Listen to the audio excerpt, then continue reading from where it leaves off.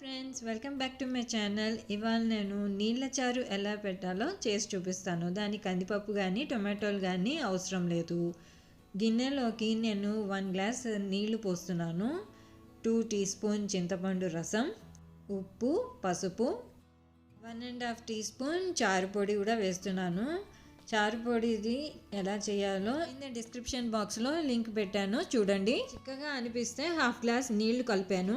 బాగా కలిసిన తర్వాత 1/2 టీ స్పూన్ పంచదార కూడా వేసి బాగా మరిగిస్తున్నాను. దానిపైన కరివేపాకు లీవ్స్ కూడా వేస్తున్నాను. ఇంకా కడాయి తీసుకొని 2 టీ స్పూన్ నెయ్యి వేసేసి 1/2 టీ స్పూన్ ఆవాలు, జీలకర్ర, 2 టీ స్పూన్ చిన్న ముక్కలుగా కట్ చేసుకున్న ఆనియన్ని కూడా వేసేయాలి. పైన ఇంగు వేసేసి ఈ పోపుని చారులోకి వేసి కలిపేయడమే.